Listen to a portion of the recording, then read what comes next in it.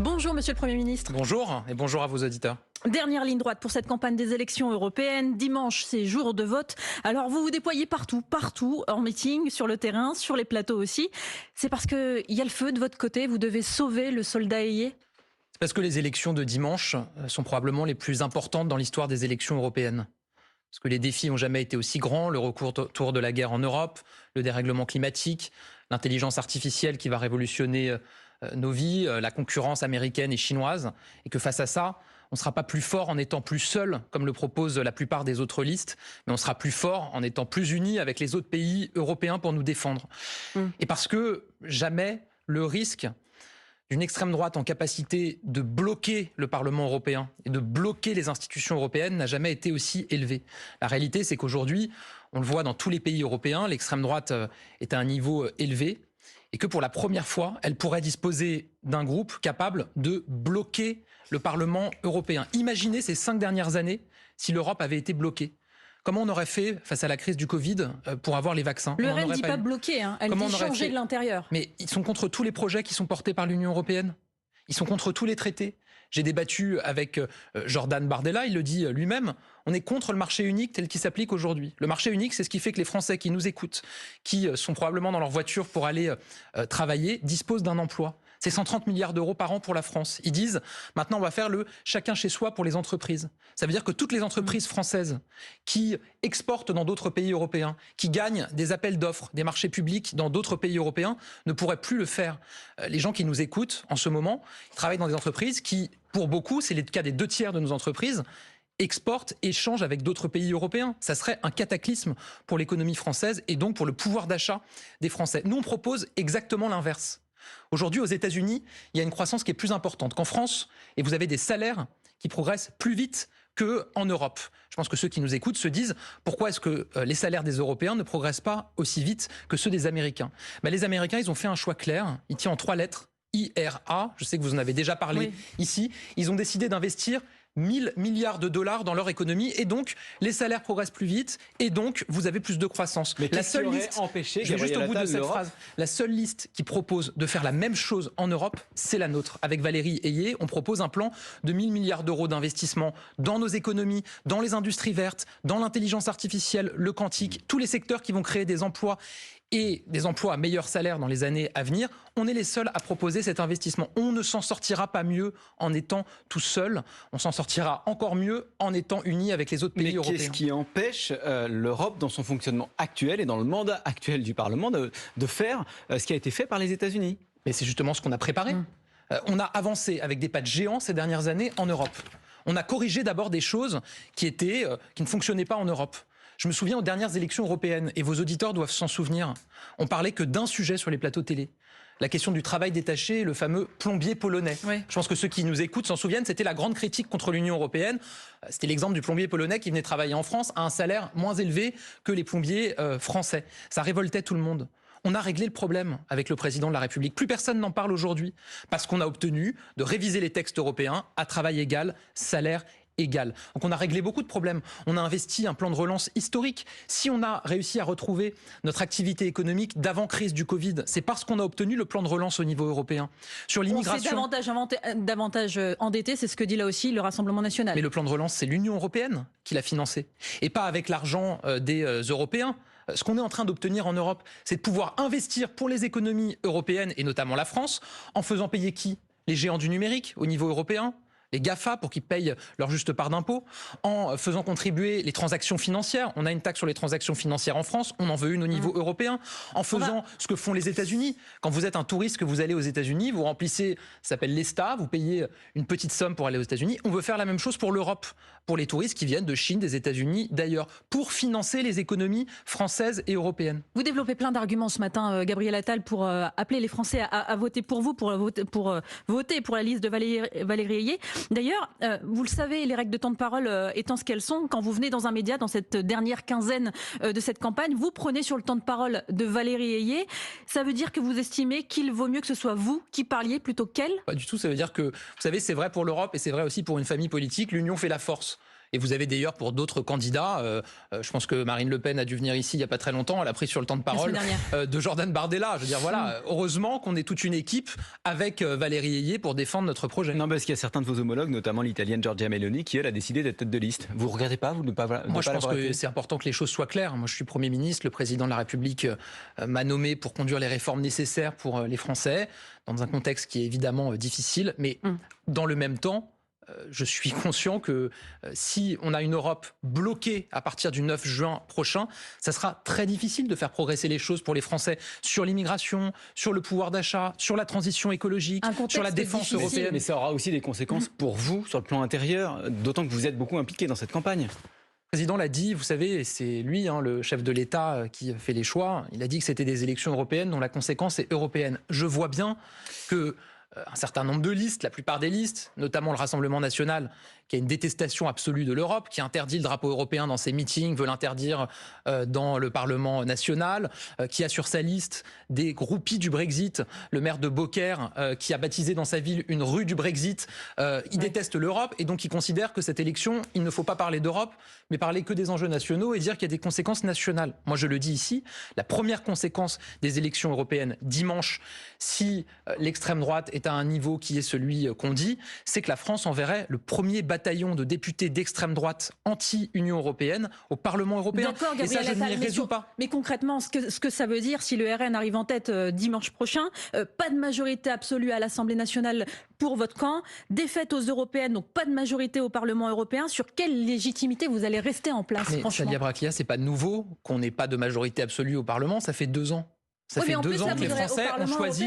Ça fait 2 ans que les Français ont choisi qu'on ait une majorité relative au Parlement et on fait adopter des textes. Regardez, depuis que j'ai été nommé Premier ministre, il y a un peu plus de 4 mois, il y a plus d'une vingtaine de projets de loi, de propositions de loi qui ont été adoptés sans qu'il y ait besoin de 49.3 ou autres, qui ont été votés, soit avec des députés de droite, soit avec des députés de gauche, qui ont donné une majorité sur ces textes. La semaine dernière, on y reviendra peut-être, le projet de loi sur l'agriculture, qui est majeur pour nos agriculteurs, a été adopté. Mais quand même, ce contexte d'instabilité qui est lié à la majorité relative, qui est lié aussi à ces résultats probables de l'élection de dimanche prochain. Ça, c'est les Français qui décident. C'est les Français qui décident évidemment, mais compte tenu des sondages, c'est ça aussi qui a amené l'agence Standard & Poor's à dégrader la note de la France. Elle fait une lecture politique, elle dit qu'elle n'est pas sûre que le gouvernement français ait les moyens d'imposer politiquement des réformes qui seraient nécessaires.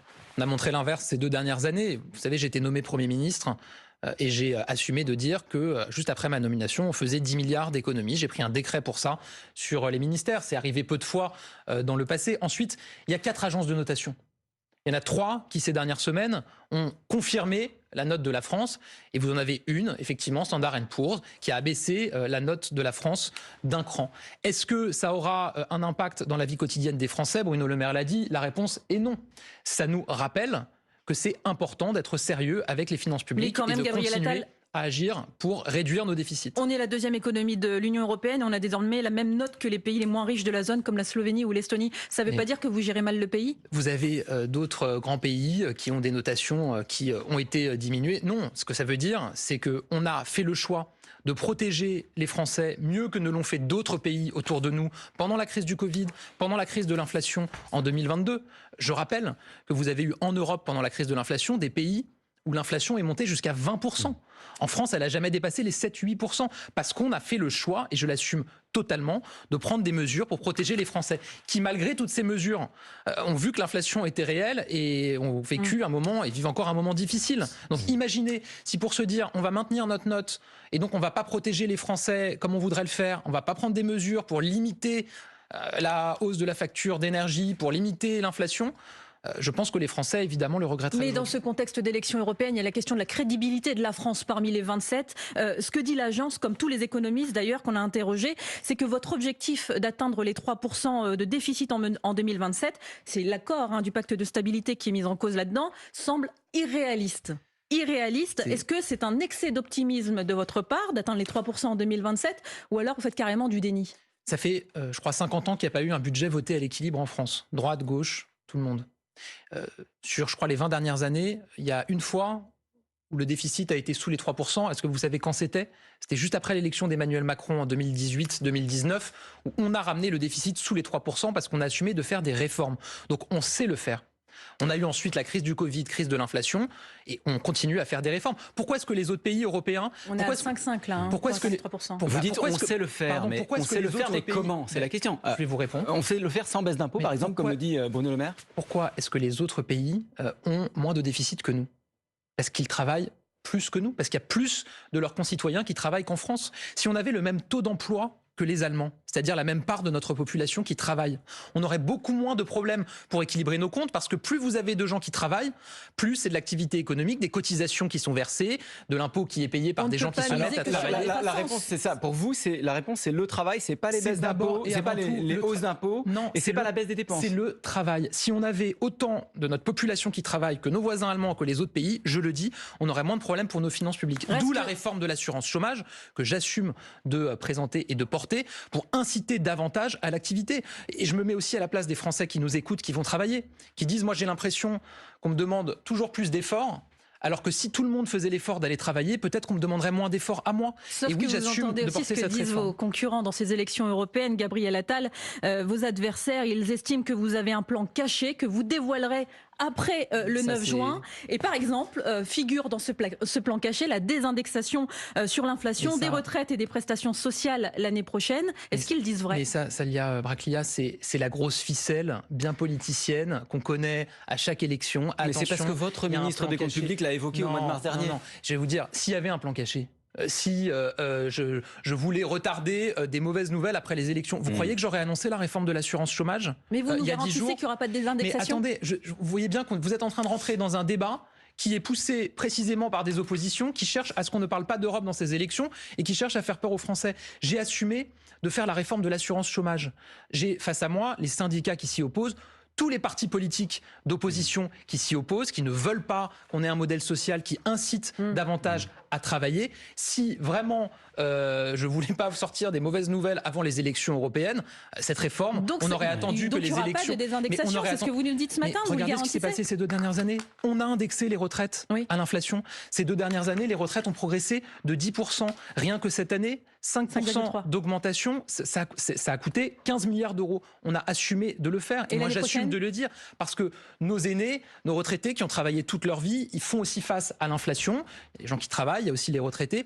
Et donc, on doit les accompagner. Et c'est la raison pour laquelle on l'a fait. Maintenant, je ne rentrerai pas dans ce que cherchent à faire nos oppositions, c'est-à-dire créer des débats qui ne sont pas des débats européens. Faire croire que les élections européennes, ce n'est pas un enjeu européen pour les emplois de ceux qui nous écoutent, pour mieux agir sur l'immigration, pour mieux agir contre le dérèglement climatique. La réalité, c'est que ces élections, c'est des élections européennes. On est les seuls, avec Valérie Ayé, à parler d'Europe. On est les seuls à alerter les Français sur l'enjeu de cette élection. Mais la réalité, Gabriel Attal, c'est aussi aujourd'hui qu'il y a 2 motions de censure que va affronter votre gouvernement. Vous êtes inquiet? C'est pas nouveau, c'est-à-dire que c'est la France Insoumise, la NUPES et le Rassemblement National qui cherchent le désordre. D'abord le désordre politique, elles veulent faire tomber le gouvernement, mais le faire tomber pourquoi? Elles vont gouverner ensemble? Ils vont faire un gouvernement ensemble? Je crois pas, en tout cas je n'ai pas entendu ça. Donc ils disent, voilà, il faut qu'avant les JO, on n'ait pas de ministre de l'Intérieur, pas de ministre des Sports, qu'il n'y ait pas de gouvernement. Bon, c'est le désordre politique. Et puis le désordre économique. Ils ont un point commun, la France Insoumise et le Rassemblement National. Ils ont le même programme économique. Ils proposent 100 milliards d'euros de dépenses. Ils font croire aux Français qu'on peut remettre la retraite à 60 ans sans expliquer comment ils le financent, alors que ça serait un cataclysme budgétaire et donc il faudrait augmenter les impôts. Ils ne veulent pas qu'on dise il faut inciter à travailler. Quand on a fait la réforme du RSA, qu'on a dit maintenant pour toucher le RSA, il faut 15 heures d'activité par semaine pour se remettre le pied à l'étrier, pour être accompagné vers l'emploi. La NUPES et le Rassemblement National ont voté contre. Là, quand je dis on fait une réforme de l'assurance chômage, pour dire que pour pouvoir toucher le chômage, il faut avoir travaillé un peu plus qu'auparavant ces derniers mois, ils s'y opposent aussi. Parce que eux, ça va toucher les jeunes davantage. Mais non, parce que eux, ce qui les intéresse, c'est pas de dire on va financer notre modèle social et nos services publics par le travail. Ils veulent le financer par des impôts. Et moi, je le dis, je pense que les Français qui nous écoutent sont aussi sur cette ligne-là. On va pas augmenter les impôts. Il y a trop d'impôts en France déjà, donc on ne va pas les augmenter. C'est pour ça qu'on a supprimé la taxe d'habitation, qu'on l'a compensée aux collectivités locales, supprimé la redevance audiovisuelle, mais compensée aux sociétés de l'audiovisuel public, comme Radio France, bien sûr. Tout ça, c'est des choses que les Français payaient avant, qu'ils ne payent plus. Gabriel Attal, on vous retrouve juste après le fil info, il est 8h47, Benjamin Recouvreur. Ils veulent peser sur le scrutin des européennes. Jusqu'à 4000 agriculteurs français et espagnols tentent de bloquer la frontière ce matin le long des Pyrénées. Plusieurs axes sont coupés comme l'autoroute A9 dans les Pyrénées-Orientales. Ils réclament notamment une énergie moins chère au niveau continental. Le risque était connu avant le début du chantier qui a provoqué l'affaissement sous l'autoroute A13 en avril dernier. C'est ce que révèlent des documents consultés par France Info. Des fissures sont apparues sur cet axe très emprunté de l'ouest parisien à cause de travaux au pied d'un mur de soutènement. Elle est fermée depuis. Pour la première fois, le Mexique sera dirigé par une femme présidente. La candidate de la gauche, Claudia Sheinbaum, ancienne maire de Mexico, remporte une victoire écrasante selon les premiers résultats officiels ce matin. Je ne vais pas vous décevoir, promet-elle lors de sa première prise de parole il y a quelques minutes. Enfin, Varvara Gracheva, dernière française en lice à Roland-Garros. Elle affrontera aujourd'hui la Russe Mira Andreeva pour une place en quart de finale. Hier, Corentin Moutet a été éliminé en huitième de finale par l'Italien Yannick Sinner. France Info. Le 8-30 France Info, Jérôme Chapuis, Salia Braclia. Et nous sommes toujours avec le Premier ministre Gabriel Attal. Hier, le Rassemblement national a publié un post qui a fait aussitôt polémique sur le réseau social X. Je suis gendarme, je vote Bardella. Ça lui a valu une réponse immédiate du directeur général de la gendarmerie. Ce message est inadmissible du fait de la réserve que doivent respecter les militaires. Le directeur général de la gendarmerie est dans son rôle quand il dit ça ? Bien sûr, et je vais vous dire, ce qui a choqué beaucoup, j'ai vu des réactions sur les réseaux sociaux et je les partage, c'est la réponse de Jordan Bardella au directeur général de la gendarmerie. Je ne sais pas si vous pouvez la mettre. Il dit que les gendarmes, en fait, comme tout citoyen, ils votent. Il méprise et il s'adresse avec un ton condescendant et il fait la leçon au directeur général de la gendarmerie nationale. Il y a une loi qui dit que les partis politiques ne doivent pas utiliser le logo, l'image de la gendarmerie, de la police, des militaires. Et ça me semble sain qu'ils ne soient pas instrumentalisés. On peut évidemment proposer des choses pour eux, dire qu'on les défend, qu'on les soutient, mais il y a une loi qui dit qu'on ne peut pas utiliser leur image. Ce que le directeur général de la gendarmerie nationale a rappelé hier. Et la réponse de Jordan Bardella, le général Rodriguez, directeur de la gendarmerie nationale, il a dédié sa vie à la protection des Français, notamment dans la gendarmerie mobile. Il a démarré dans la gendarmerie mobile, Jordan Bardella et moi, on n'était pas nés. Et il est là à lui faire la leçon.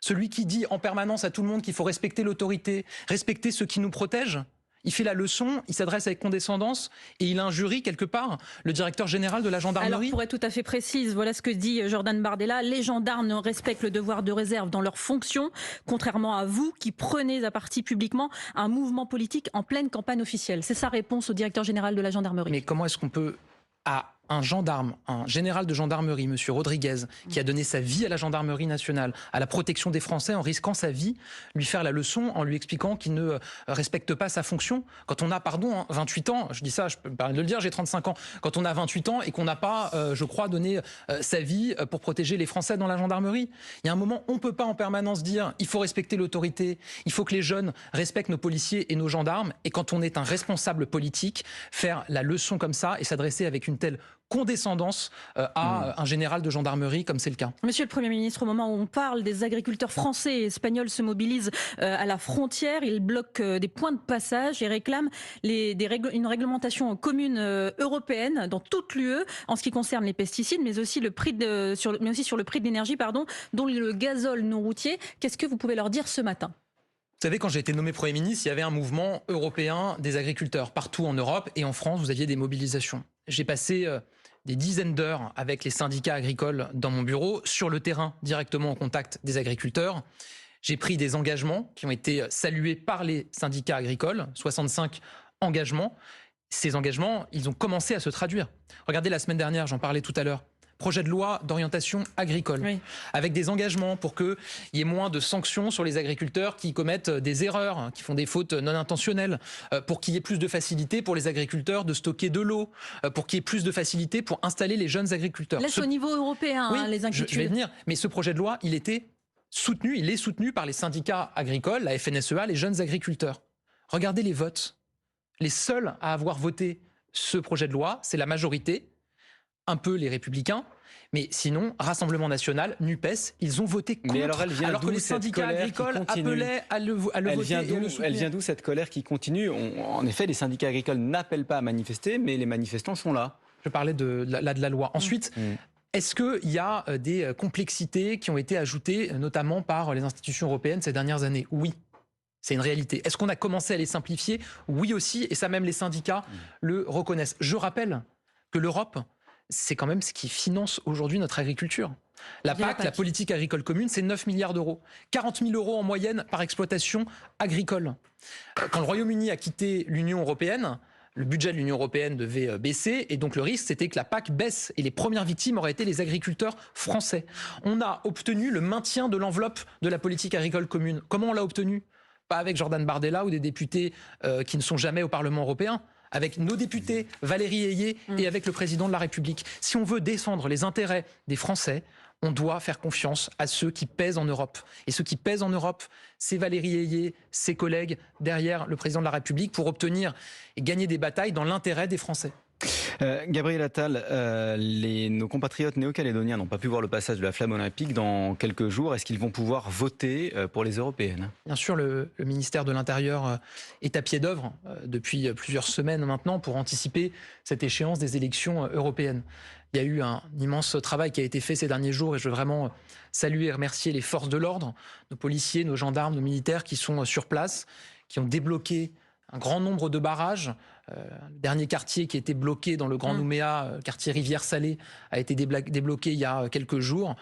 Évidemment, on est loin d'un retour à la normale pour les habitants parce qu'il y a eu beaucoup de pillages, parce qu'il y a eu beaucoup d'incendies volontaires de bâtiments publics, de commerces. Beaucoup de dégâts qui ont été évalués aujourd'hui, plus d'1 milliard d'euros, 5000 emplois perdus. Le coût des émeutes en Nouvelle-Calédonie est lourd. Et le président de la CCI, David Guyenne, vous demande ce matin sur France Info de l'aide et des mesures comme le chômage partiel. Qu'est-ce que vous lui répondez? On va déclencher un certain nombre de mesures. Le président de la République s'y est engagé quand il s'est rendu sur place, notamment un fonds de solidarité.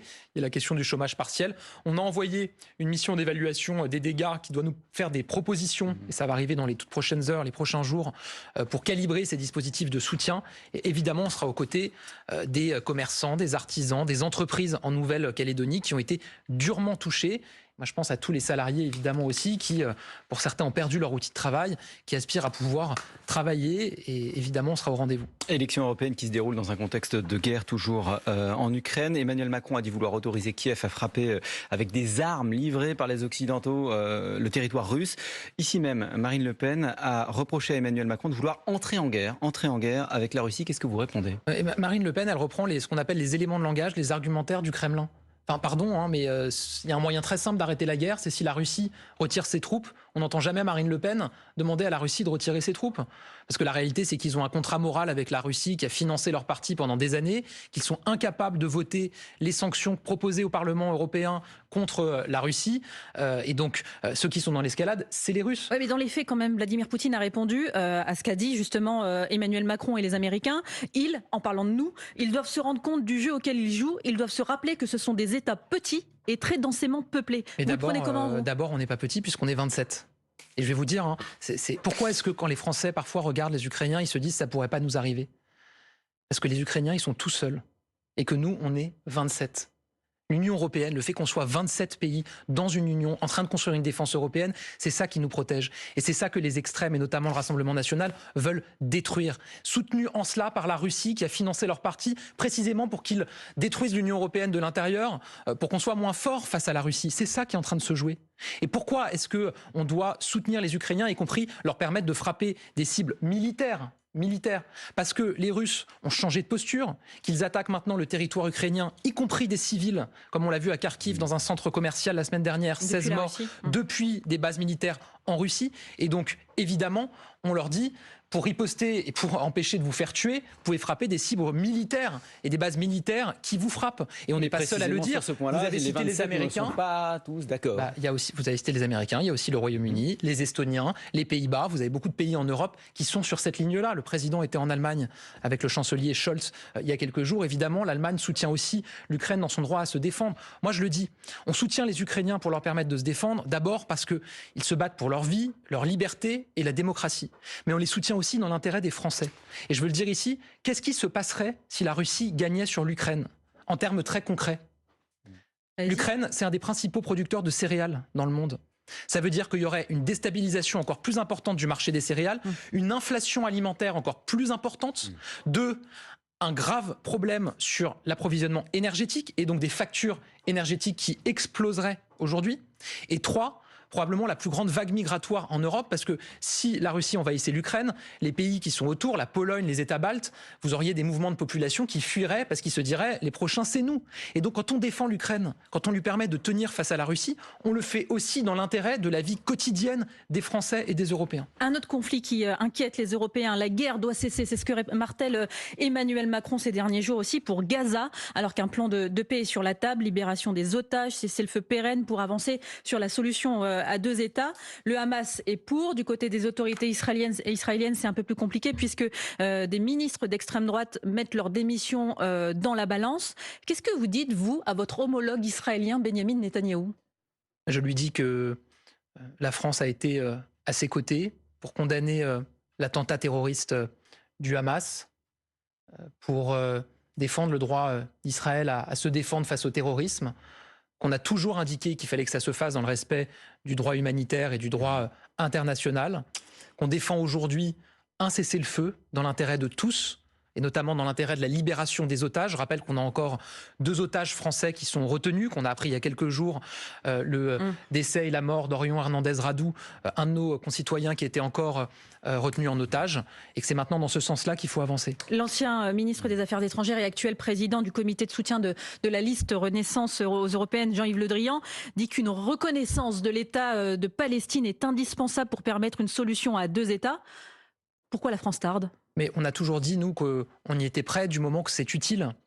Le président de la République a réuni la semaine dernière 5 pays arabes voisins d'Israël, l'Égypte, la Jordanie, l'Arabie Saoudite et autres, précisément pour avancer vers une solution. Vous avez des pays qui ont fait le choix unilatéralement de dire on reconnaît l'État de Palestine. C'est leur droit le plus absolu. Mais pardon, est-ce que vous avez vu depuis un cessez-le-feu arriver ou une solution arriver ? Non. Notre responsabilité... Il n'y a pas une voix européenne là-dessus. Les Européens sont divisés sur la question de la reconnaissance de l'État de Palestine. Non, on a une voix européenne sur l'appel au cessez-le-feu. On a une voix européenne sur la solution à 2 États comme perspective de solution politique globale. Mais pas sur la reconnaissance. Non, pas sur la méthode, mais parce qu'on a une responsabilité. On est membre du Conseil de sécurité des Nations Unies. Le jour où il y aura cette reconnaissance, il faut que ça soit utile à un processus de paix. Parce qu'une reconnaissance annoncée comme ça... C'est le cas maintenant, oui. Ça doit être le cas maintenant. Mais ça sera le cas quand on considérera et quand on aura en face de nous des interlocuteurs qui nous diront « Ok, si vous le faites, on arrive à une solution politique sur le terrain ». Gabriel Attal était l'invité du 8h30 France Info. Merci, monsieur le Premier ministre, pour lancer cette journée.